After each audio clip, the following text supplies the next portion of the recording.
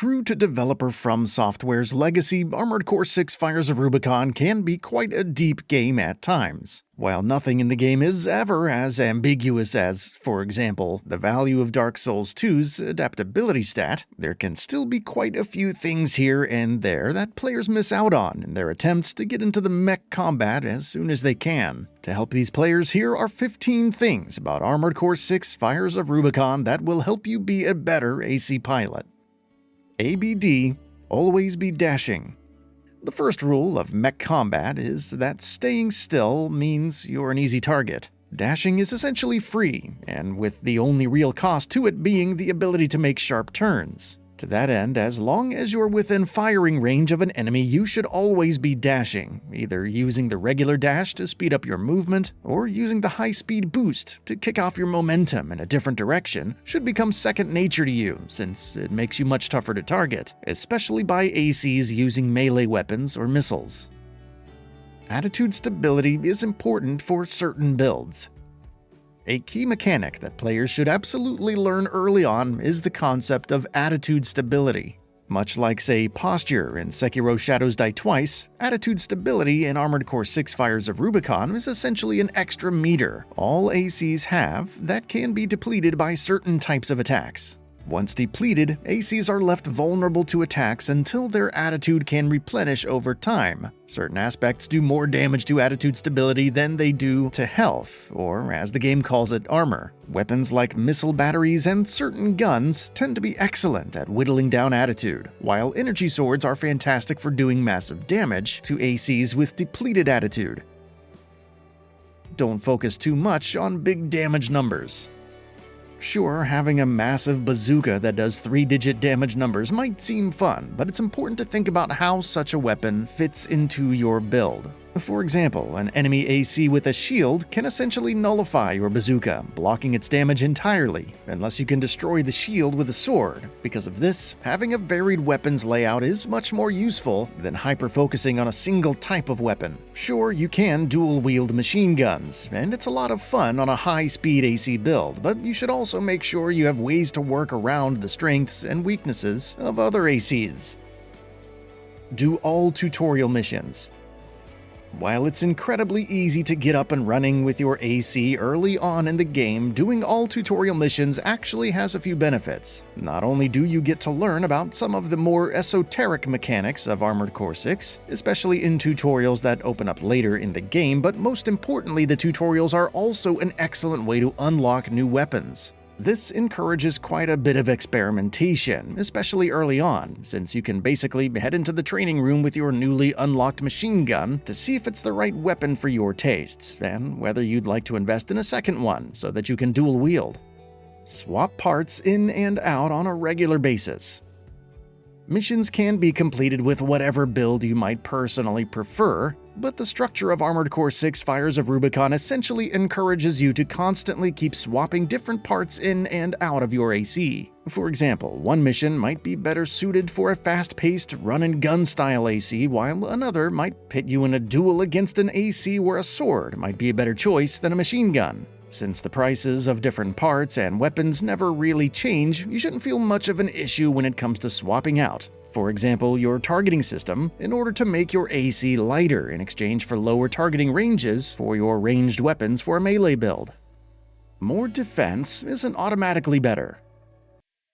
Armored Core 6 Fires of Rubicon offers such an immense number of ways to play the game that it makes sure that any single strategy won't be enough to get you through the whole game. Defense comes with incredibly obvious trade-offs. For example, slower boost speeds, slower movement speeds, and an AC that's generally heavier and bulkier. You might also find yourself unable to equip your favorite gun because of its weight, for example. While there are many ways to tackle any mission, I personally found avoiding damage to be a better solution than trying to make sure that you can soak up as much damage as you possibly can.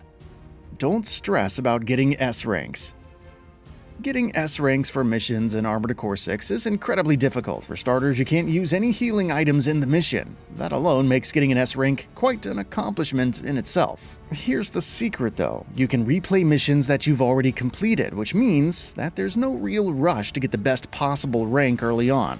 If you're struggling, you can just play more of the game and come back with an AC design that's more suited to the style of play you're most comfortable with. As a result, you're likely to find getting S ranks a lot easier.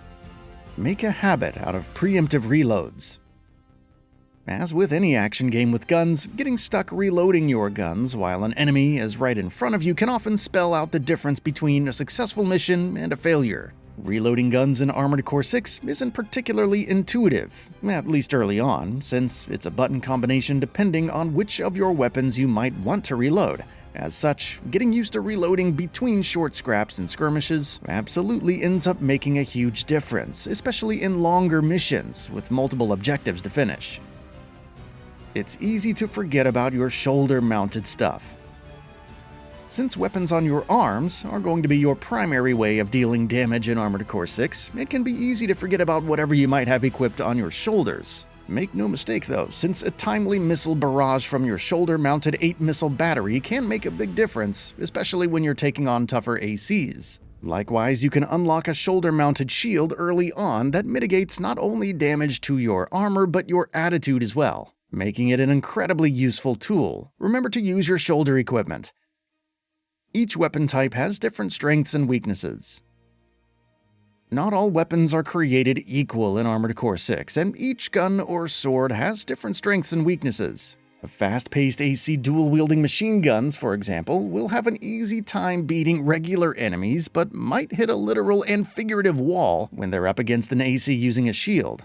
Likewise, an AC that focuses on big sword swings for melee damage will have trouble doing attitude damage, or even taking care of enemies that are further away. Missile batteries can also be something to consider, since whether or not they fire at an arc can make a huge difference when it comes to what kinds of situations they can be useful in. You do not have infinite ammo. Sure, this isn't really an issue in the game's early missions, but you should absolutely keep an eye on your ammo count for every one of your weapons. For one thing, running out of ammo without a mid-mission checkpoint to replenish your bullets or missiles essentially means that you have no real way to deal damage at range. And let's not forget that used-up ammo counts towards your expenses at the end of a successful mission. Going ham with your minigun could end up meaning that you actually make a loss rather than a profit. Budget, budget, budget. This brings us to one of the more notable aspects of Armored Core 6's general gameplay structure. At least initially, you're going to have incredibly tight budgets to work around. This means that investing in that awesome-looking set of arms and legs might not be feasible unless you also sell off parts that you aren't using. Similarly, you get a rundown on how much money you spent on a mission when it comes to ammo costs and repair bills for your AC. Staying on top of these will go a long way in keeping you more comfortable as you get further into the game. AC weight. One of the most important stats to pay attention to when it comes to building out the AC of your dreams is just how much it weighs. It's worth noting that heavier builds aren't inherently inferior or superior to leaner, lightweight builds, and whether or not you'll have a good time or bad time will come down to your own personal playing style and how you outfit your weapons. It's worth keeping in mind whether you want to go for a slower AC that can take as much punishment as it can dish out, or a fast one that lets you zip all over the place thanks to your boosters as you slash enemy ACs into oblivion. The only limits are your imagination. It's difficult to stress just how important the customization of ACs is in Armored Core 6. The game allows for just about any kind of mech you might want, be it the kind that uses multiple legs in order to move through its expansive levels at high speeds, or bulky legs that look like they're straight out of a mech warrior design. Aside from your budget, your only real limit on what kind of AC you want to build comes down to your own tastes and imagination. Failure is not a bad thing. This should be no surprise considering the developer, but failing a mission in Armored Core 6 Fires of Rubicon isn't that big of a deal. The game gives you plenty of options, be it restarting a mission wholesale, restarting from the nearest checkpoint, or letting you go back to the drawing board to take a closer look at some aspect of your AC build that might not be particularly useful for the mission you're on. Armored Core 6 offers an immense number of options and encourages players to use everything they can to edge out an advantage. And that brings us to the end of the video. A quick request: we upload new videos every single day, and if you like what we're doing, please consider subscribing. It really helps us out. Also, don't forget to enable all notifications by clicking the bell icon so that you can receive daily video updates. Thanks for watching.